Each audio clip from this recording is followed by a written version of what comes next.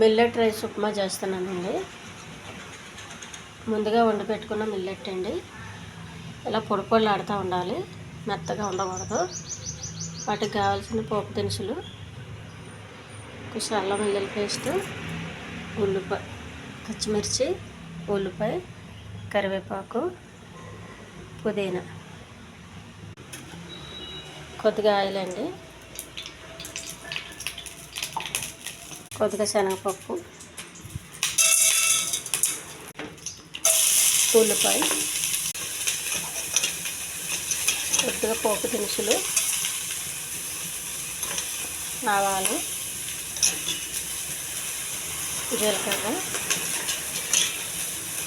కొద్దిగా ఉప్పు, కొన్ని పచ్చిమిర్చి అండి, కొద్దిగా కరివేపాకు, కొంచెం పుదీనా, కొద్దిగా కొత్తిమీర, కొద్దిగా అల్లం వెల్లుల్లి పేస్ట్,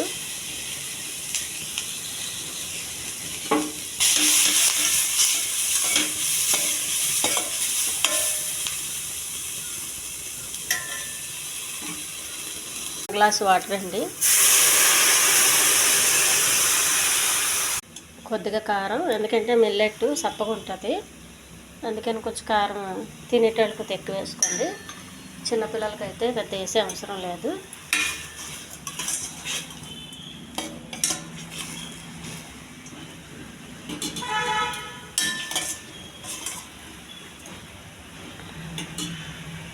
పెట్టుకున్న మిల్లెట్ రైస్ ఇందులో వేసేయాలి. మసాలా పట్టేంత వరకు బాగా కలపండి. ఈ సప్పదనంగా ఉంటుంది మిల్లెట్ రైస్, అందుకని బాగా కలిపితే బాగా పట్టాలి.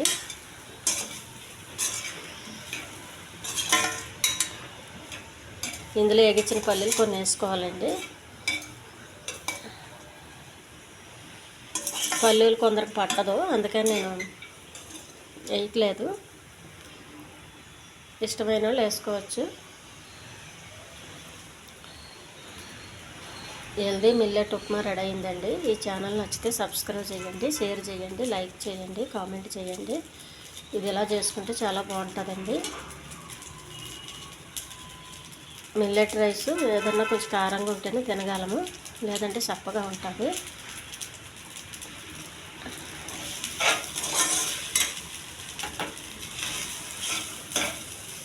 హెల్దీ ఉప్మా అండి ఇది. స్టవ్ ఆఫ్ చేయాలి. మాడకుండా చూసుకోవాలండి, మాడితే తినలేము.